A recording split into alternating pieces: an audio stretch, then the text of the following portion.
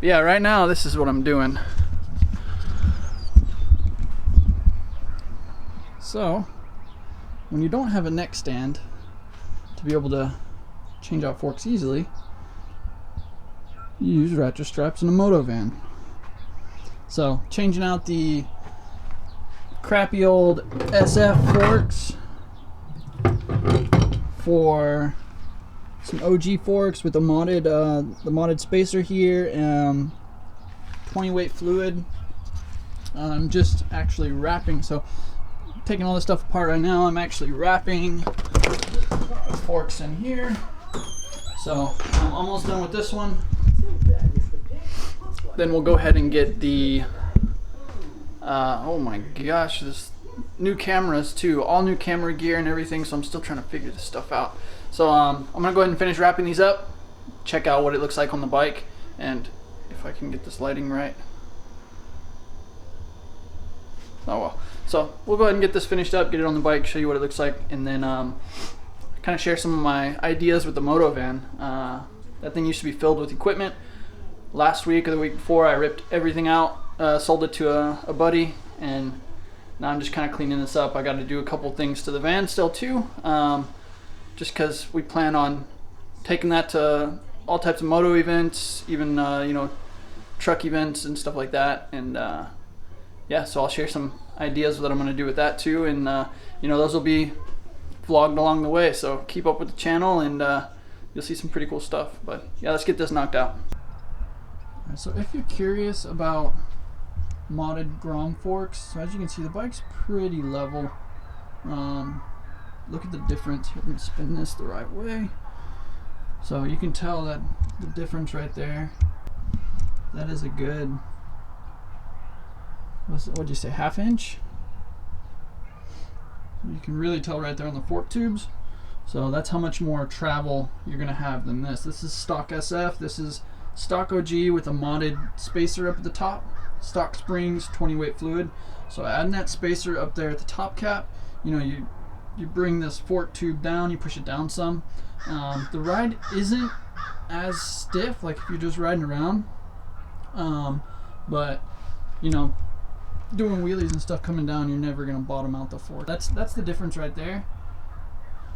And then as far as the wrap, I know a lot of guys will wrap these on the bike. I've always had issues around here, especially with this top portion, wrapping it on the bike. I always get little gold bits, you know, it looks kind of ugly.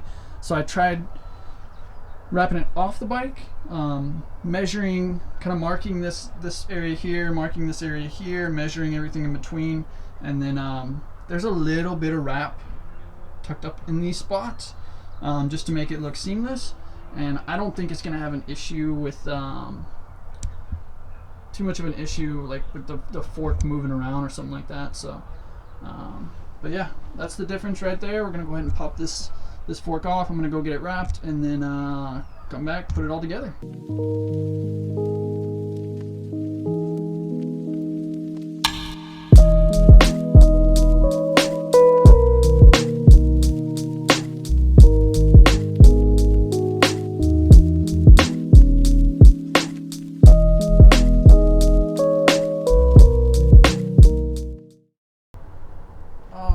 So we've got the forky forks on. I debated on swapping some spoons on there, but I decided just to go with the forks. So so we got them wrapped gloss black. Everything looks pretty seamless. I like taking them off and wrapping them, because normally, like right in through here, especially in the top half, trying to wrap them on the bike, I can never cut it straight and get it stretched in there. So you can tell right there I got a little bit of rust. I think it should just wipe off. Yeah, it pretty much wiped off. Pro tip, when trying to squeeze the forks up in there, this backside, you know how it's like a clamp, so this backside, you take a flathead from the bottom, run the flathead up so it opens this clamp, and then you can slide everything through and have plenty of room, not gouging the wrap. This side I actually had to redo because I put a giant gouge on the back, and I didn't want to leave it like that. So it takes 5-10 minutes, pull it out and wrap it. So I got that all cleaned up. Also, I got the 50 stunt extended kickstand on. This is actually made for a 50. It fits right on a Grom. So literally, like, you just take the kickstand switch off and bypass it, which a lot of people do that anyway. So the reason I add that is because adding this KW shock and the OG modded forks, it actually raises the bike. So when you try to use a stock kickstand, it leans over further. So instead of like modding my stock one, before I sold my 50, I actually took that off and just had it sitting around. So I was like, let's toss that on there while we're at it. This thing is pretty much all done up. I'm gonna put all the plastics back on, get it kind of put away up in here, and then we'll get started on the van. So I just wanted to get that suspension stuff out of the way before jumping into other projects, because I want this bike to be fully done for May 1st. May 1st and 2nd, ESR ride's going down in Houston. It's going to be big. Last year, super fun. This year, it's going to be a lot funner. It's going to be at an actual convention center, so a lot more room and stuff than the hotel like last year. So definitely going to start getting this thing out every evening, starting to practice on it. You know, I haven't really rode the SF. You know, I was getting okay on the OG.